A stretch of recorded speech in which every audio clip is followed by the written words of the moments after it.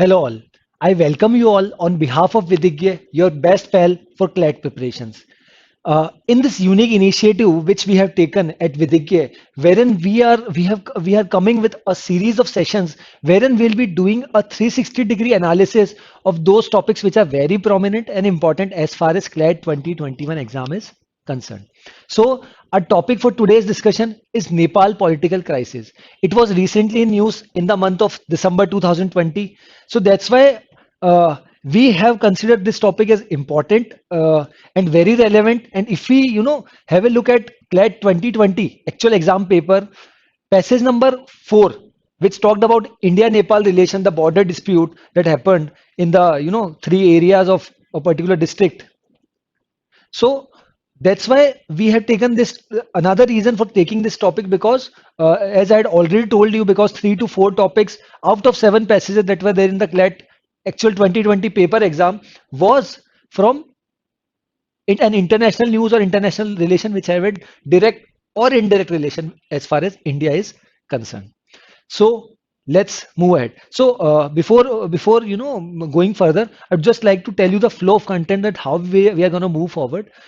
First of all, we'll see that why this particular thing was in news and what's about the crisis. Then we'll have a look at the reason why this crisis had happened, and along with that, India's involvement as well as China's involvement, both because Nepal is are neighboring country and एक तरह से कहा जाए तो अपन छोटा भाई भी बोलते हैं नेपाल को, तो बट कहीं ना कहीं कुछ समय से चाइना से भी नेपाल के काफी अच्छे संबंध हो गए। बेल्ट एंड रोड इनिशिएटिव की अगर मैं बात करूं, बीआरआई इनिशिएटिव की बात करता हूं, और इंडिया का बीच में अभी कुछ समय थोड़ा सा मतलब खट्टा मीठा वाला रिलेशन, मतलब not so good in terms of political और फॉरेन रिलेशंस, अभी बीच में थोड़े से इशू चल रहे थे।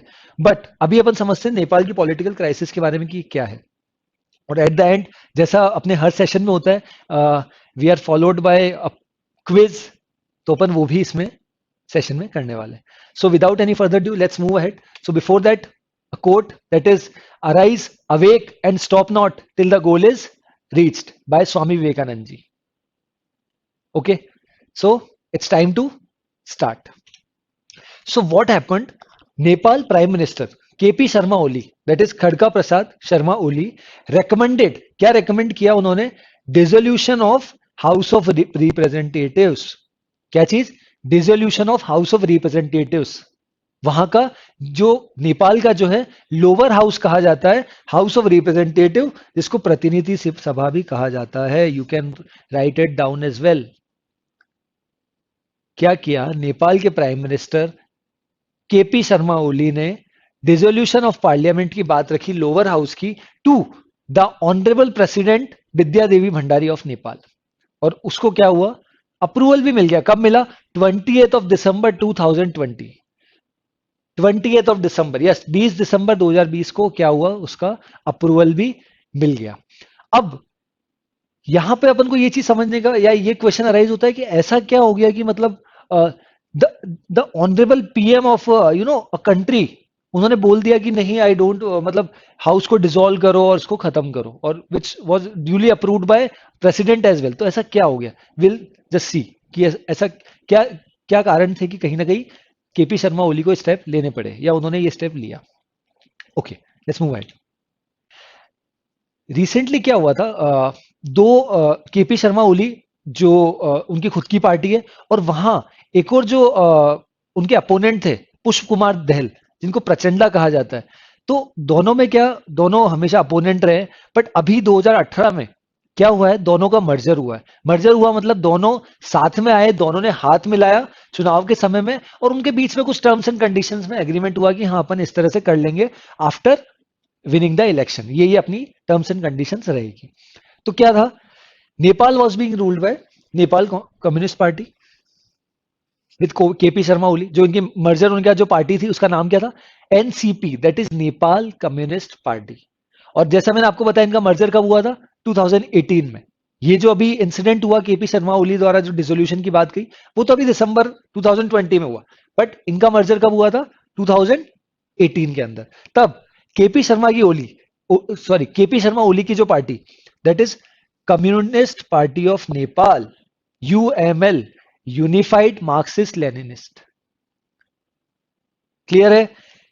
केपी शर्मा ओली की party communist party of Nepal, UML जिसको अपन ब्रैकेट में लिखते हैं, यूनिफाइड मार्क्सिस्ट लेनिनिस्ट, और प्रचंडा जो मैंने आपको बताया पुष्प कुमार दहल, उनकी पार्टी नेपाल कम्युनिस्ट पार्टी माउस्ट। दोनों ने क्या किया? मर्जर किया।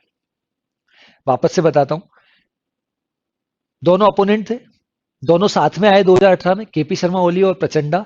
केपी शर्मा ओली की जो पार्टी थी communist party of Nepal, UML unified Marxist Leninist, और प्रचंडा की party Nepal communist party Maoist. दोनों ने मिलकर एक पार्टी बनाई NCP, that is Nepal communist party. और उनके बीच में कुछ कुछ चीजों पे कुछ कुछ मतलब एक तरह से कह सकते हैं समझौता हुआ कि अगर हम चुनाव जीत गए तो किस तरह से करेंगे।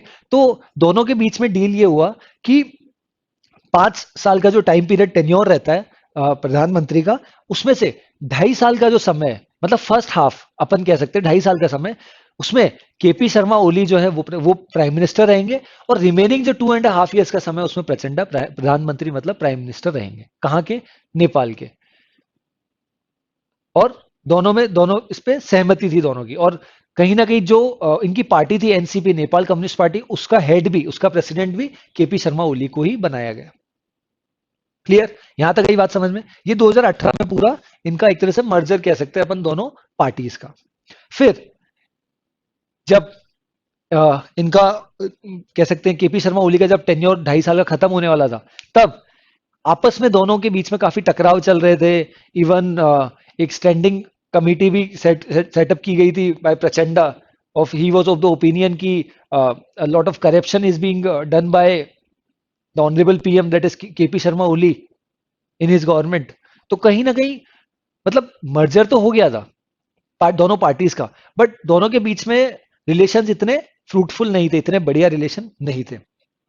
तो ओली ने क्या स्टेप लिया? KP Sharma Oli realized that a factional feud within the party had reached the point of no return।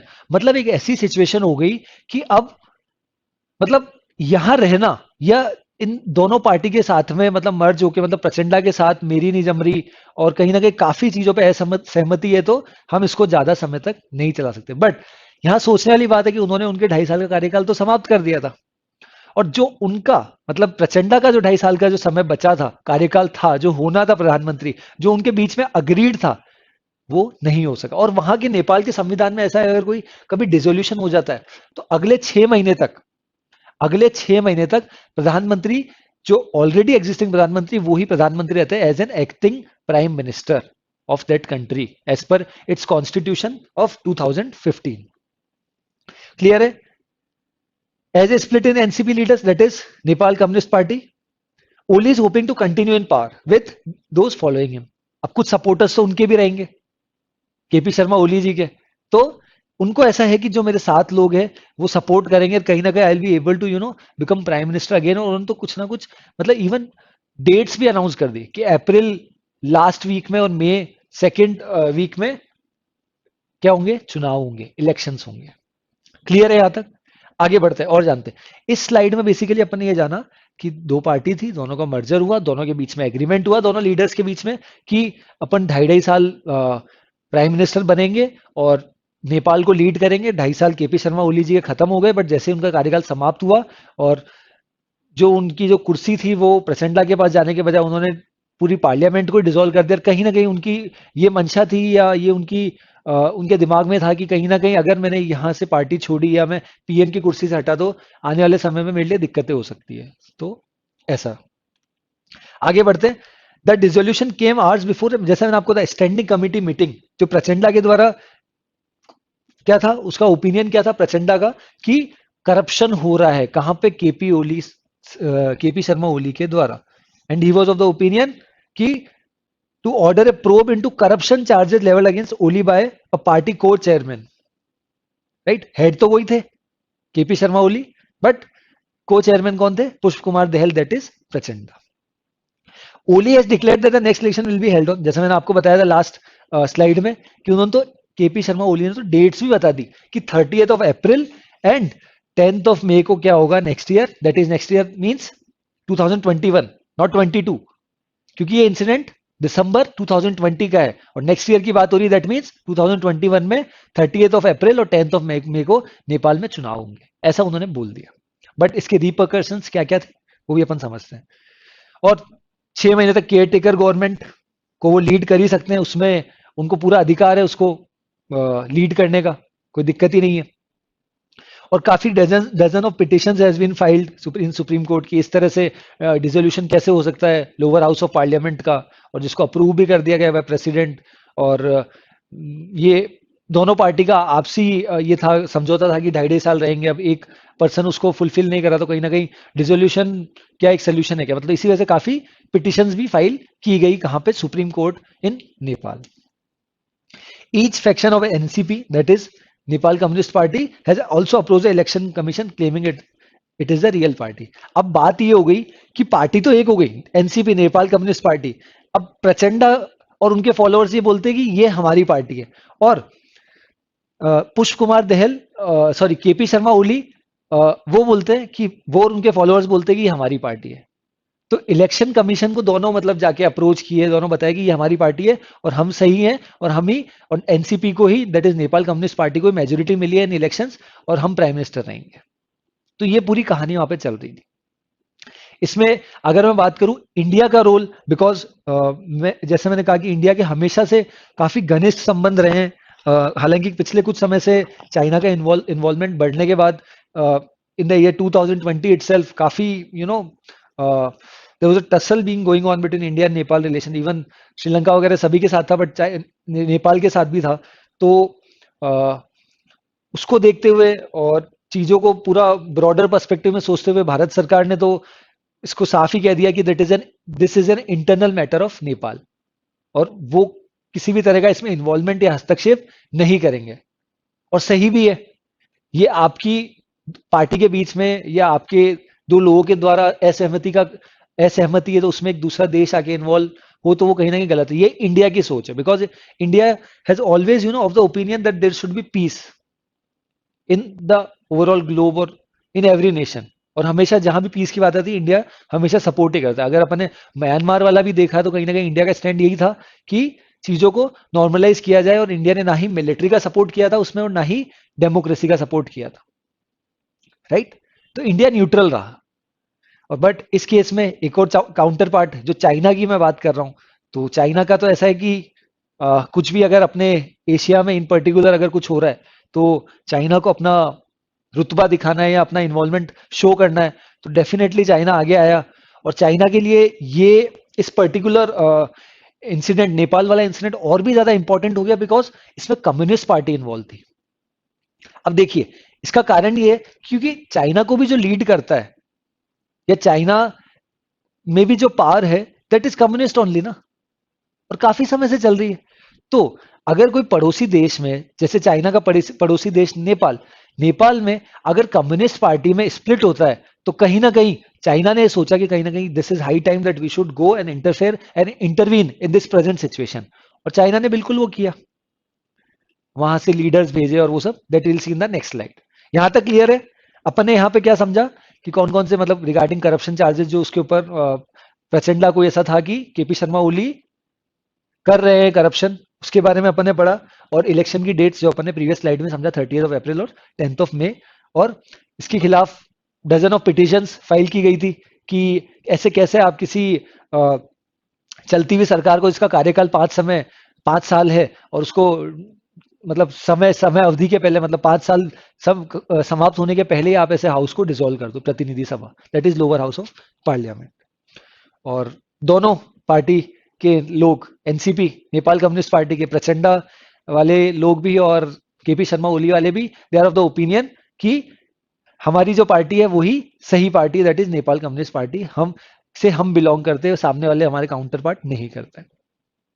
India का रोल भी अपन ने समझा कि इंडिया न्यूट्रल है। इंडिया ने बोल दिया कि this is an internal matter of Nepal and Nepal has to sort it out at its own, it won't intervene.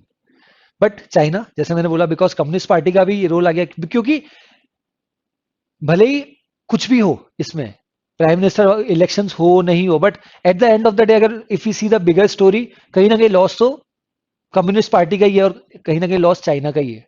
क्योंकि कम्युनिस्ट पार्टी स्प्लिट होगी, वोट्स कटेंगे, बटेंगे, और दोनों में कहीं ना कहीं टसल अभी है और वो बढ़ेगा या वही चलता रहेगा।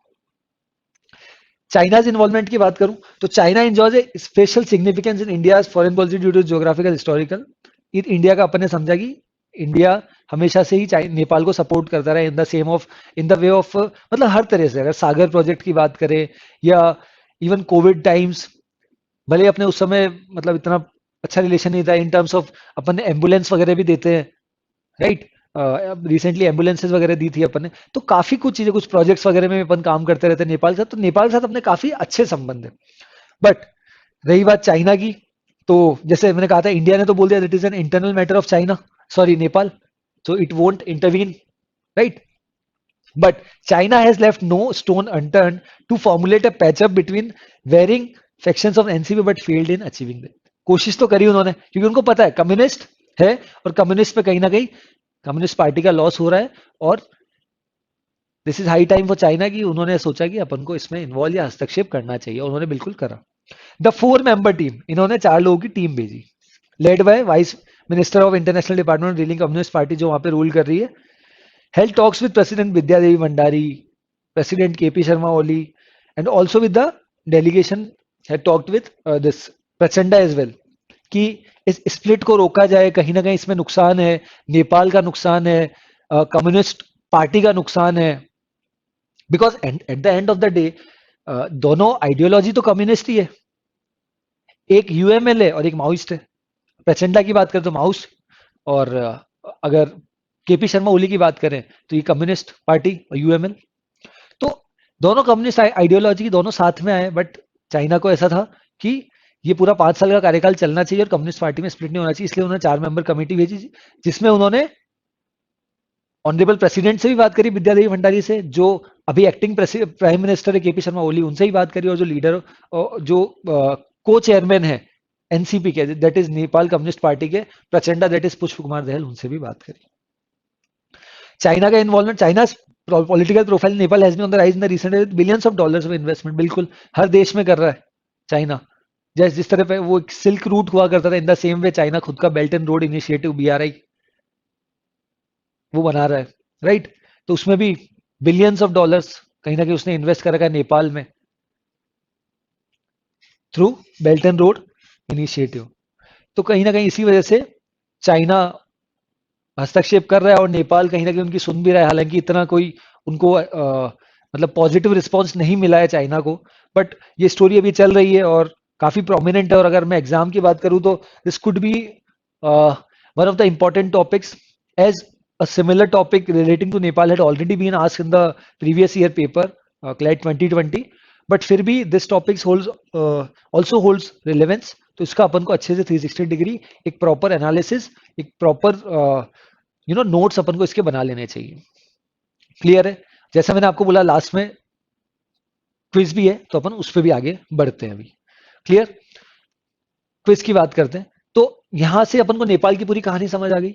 2 पार्टी एक हुई, फिर बाद में एग्रीमेंट, मतलब दोनों के बीच में आपस में एग्रीमेंट हुआ कि 2.5 साल का अपन टेन्योर करेंगे, बट एक पार्टी फुलफिल नहीं कर पाई, तो कहीं ना कहीं रिजोल्यूशन ऑफ पार्लियामेंट, और उसके बाद पूरे रिपरकशन, फिर इंडिया का इन्वॉल्वमेंट, फिर कहीं ना कहीं चाइना का इन्वॉल्वमेंट। क्लियर है?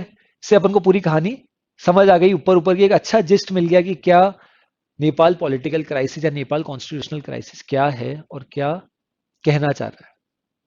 So let's move at question number 1। In Nepal, the lower house and upper house of parliament is called as dash and dash। इसका मतलब लोअर हाउस और अपर हाउस दोनों की पूछ रहा है। ओके, तो अगर इंडिया की बात करते हैं, अगर अपने देश की, तो लोअर हाउस क्या होता है? लोकसभा होता है, राइट। और अपर हाउस होता है जो होता है राज्यसभा होता है। तो इन द सेम वे अगर नेपाल की बात करें तो लोअर सभा जो अभी अपन ने पढ़ा था that was Pratinidhi Sabha, and upper house is known as Rashtriya Sabha. So the correct answer is option C, that is प्रतिनिधि सभा एंड राष्ट्रीय सभा। क्लियर है? Please right it down. Okay, will move forward. Question number 2, which of the following statement is incorrect? The question is asking about the incorrect one. Mr. Oli was appointed as Prime Minister of Nepal in the year 2018. This is absolutely correct, बिल्कुल सही है।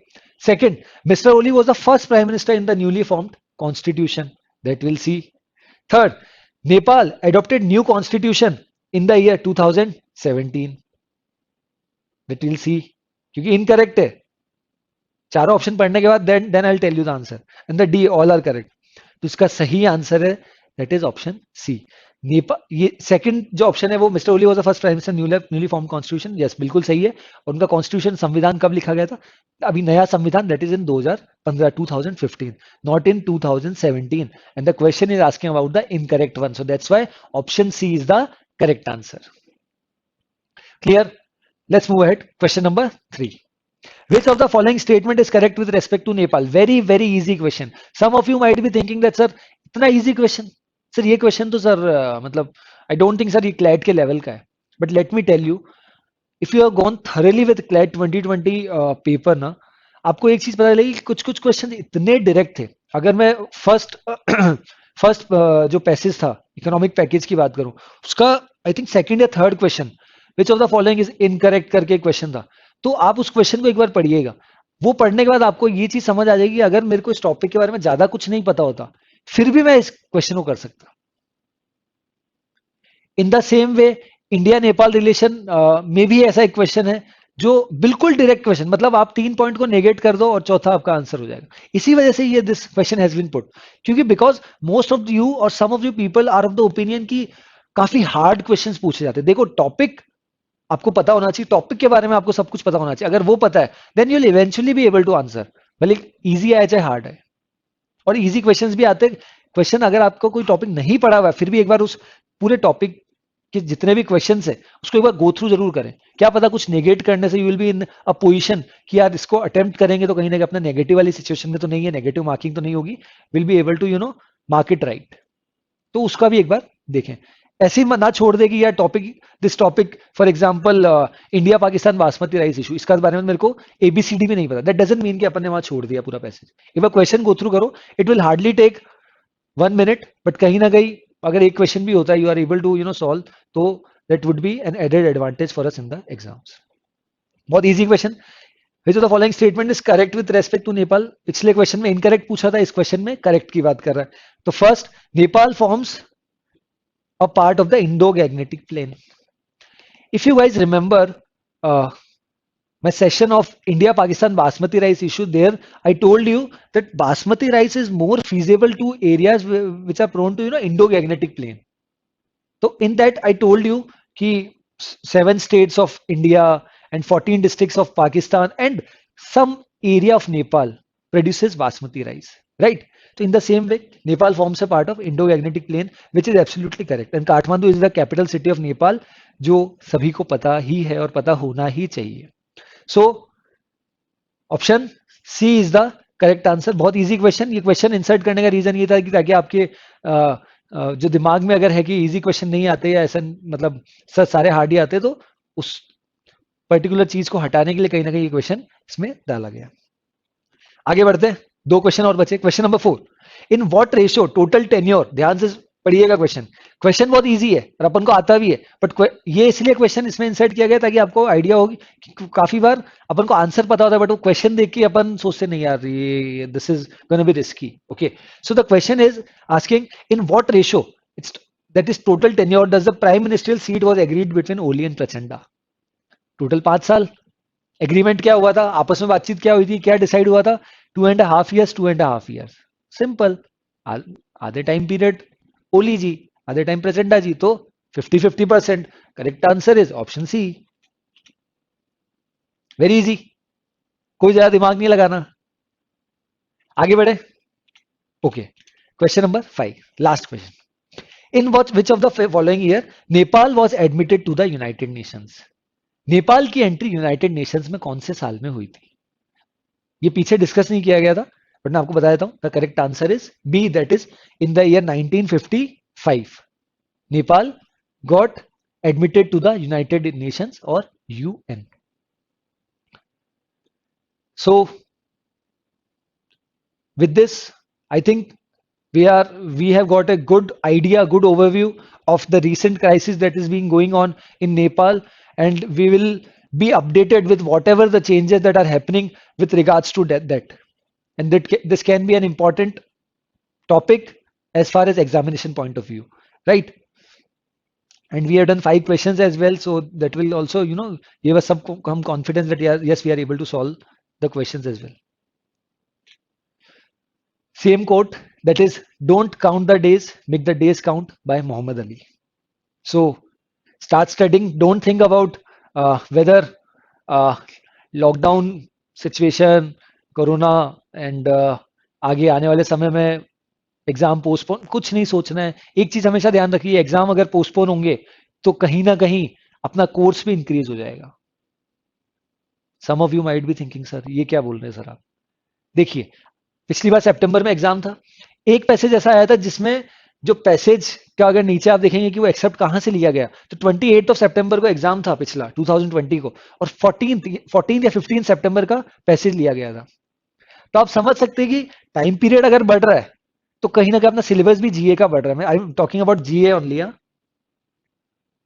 Don't take me wrong, I am talking about GA only. तो अभी जो अपने हाथ में है, टाइम पे फोकस करें, और इस कोट को हमेशा ध्यान रखें, don't count the days, make the days count. हर दिन नया दिन है और हर दिन अपन को मेहनत करनी है, क्योंकि अपना एम है, जो अपना कॉलेज, जो अपन ने सोच रखा है, और वो अपन को टारगेट अचीव करना है. With this I think we are good to go.